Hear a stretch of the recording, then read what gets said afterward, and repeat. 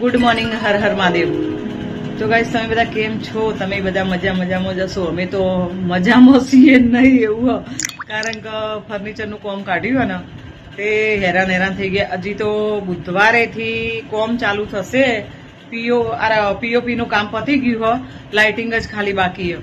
તો ક્યારે કોમ ચાલુ થશે? બુધવારેથી ફર્નિચરનું કોમ ચાલુ થશે. જે રસોડામાં, પછી ટીવીનું, વોશ બેસિનનું, પછી મંદિર બનાવવાનું, એ બધું અમુક જે બધું જ બાકી છે ને એ બધું બુધવારેથી કોમ ચાલુ થશે.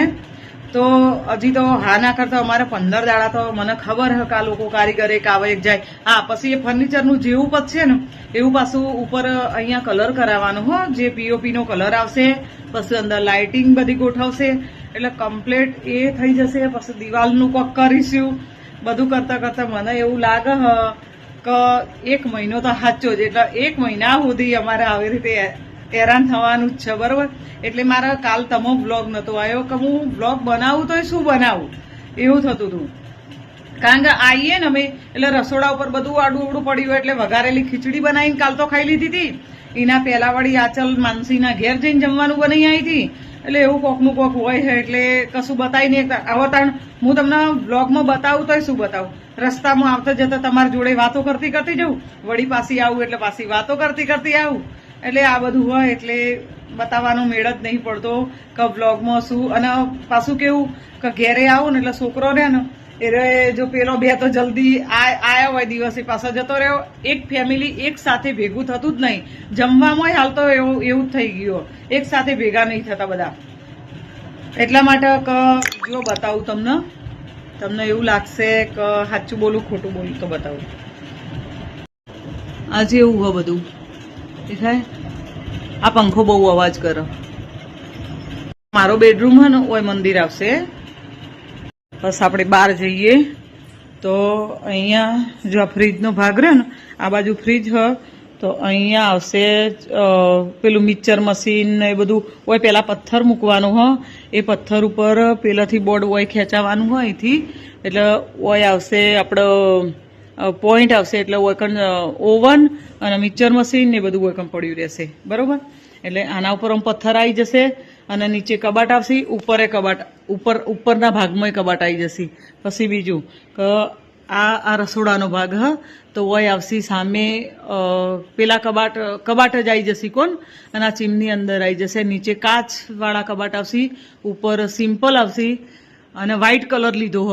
તો અહીંયા તો ખબર નહીં. પછી ઓનો દરવાજો, જો આ દરવાજો કેવું ભૂલી જતી, આનો દરવાજો હશે. પછી આ ટીવીનું આવશે ને એટલે નીચે પેલું હ, અને ટીવી આપણે જ્યારે ત્યારે મોટી ટીવી લાવવાની હ, એટલા માટે આ બધું ટીવીનું તો તમને ખબર જ છે એ રીતનું આવશે. અને પેલી ચોકડી રહી ને એના જો આપણે આવી રીતે બધું અત્યારે હાલ જેવો સામાન પડ્યો, જો આવું બધું આડું પડ્યું રહે ને એટલે પેલા હામાં કબાટ બનાવવાનું હજો, એ અહીંયા કબાટ બનાવવાનું. એટલે આ બધું તમામ વસ્તુ ઓયનું ચોકડીની જે વસ્તુ રહી ને એ બધી ત્યાં આવી જશે. આ આરો નીકળી જશે ઓયથી બહાર, એટલે ઓય કણ મોટું કબાટ થઈ જાય. આરો અહીંયા લગાવી દેવાનો હો. એટલે જે અમુક હું તમને કહું, જેદાર તેદાર મારા હોય ને આ જેમ આ ટેબલ રહ્યું ને એવી રીતે વખત સર્વિસ ટેબલ આપવાનું હો.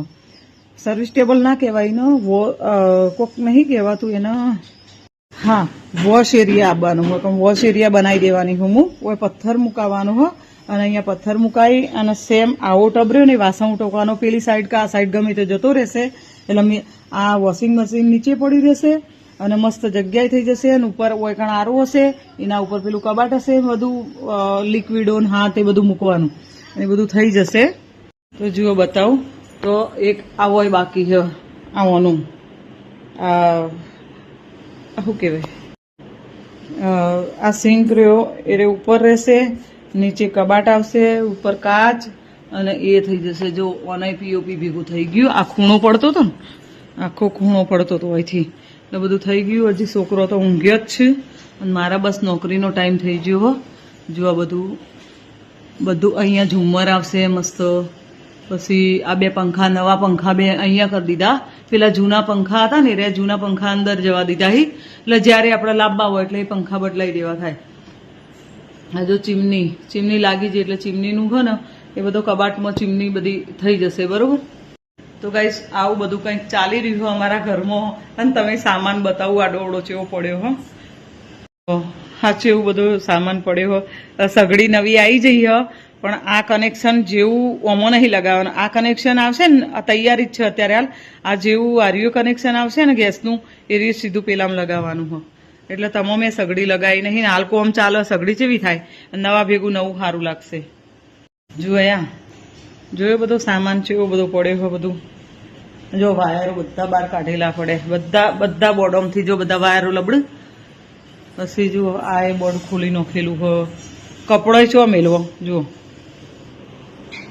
બધા આડાવડા છે વાયરોનો ગૂંચડો બધો હી લબડો ને આખું બોર્ડ ઉધી લબડો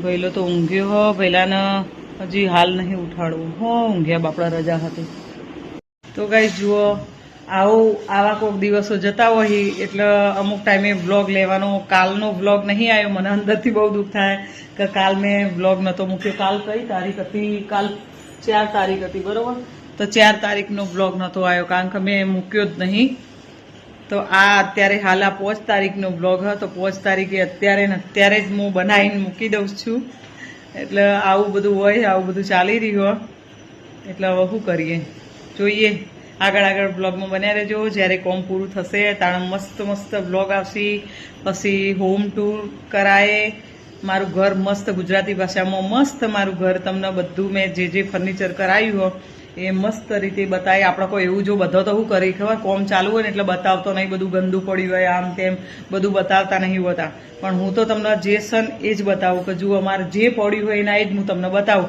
કે જુઓ આવું આટલા આવ્યું કોમ આટલા આવ્યું આવી રીતે ફર્નિચરનું ચાલુ હશે ને તોય હું તમને અમુક ટાઈમે બતાવું પછી જ્યારે બનીને તૈયાર થાય પછી આપણે જોઈશું કે કેવું ઘર બનીને તૈયાર થયું બરોબર એટલે ગાઈસ આવી રીતે કોઈ ટાઈમ જાય છે એટલા માટે નહીં બનાવી શકતા વ્લોગ